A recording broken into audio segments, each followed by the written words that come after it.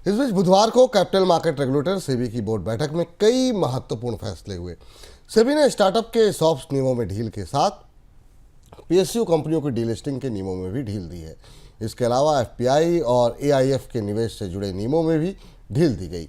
सेबी के इन फैसलों को देश में विदेशी निवेश को बढ़ावा मिलने के साथ स्टार्टअप की लिस्टिंग भी बढ़ने की संभावना जताई जा सक रही है। सर, स्टार्टअप को लेकर के सेबी के फैसले में क्या कुछ बातें कही गई हैं?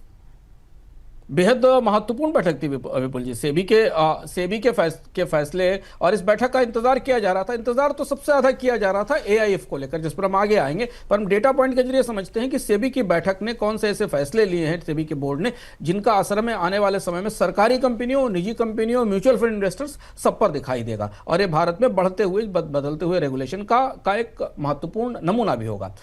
स्टार्टअप फाउंडर्स को लेकर एक बड़ी दुविधा रही है भारत में। स्टार्टअप कंपनियां जब भी अपने आईपीओ के लिए जाती हैं तो उनके मालिकों को अपने ईसॉप, उनके जो प्रमोटर्स हैं या जो इन्वेस्टर्स, उनको अपने ईसॉप गंवाने पड़ते हैं।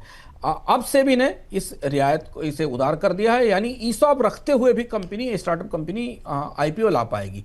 ईसॉप रखने की शर्त है कि उसे कम से कम 1 साल पहले दिया गया, यानी आईपीओ लाने की तारीख के 1 साल पहले अगर कंपनी ने अपने कर्मचारियों, अपने प्रबंधकों, अपने इन्वेस्टर्स को ईसॉप दिए हैं तो वो कंटिन्यू किए जा सकते हैं।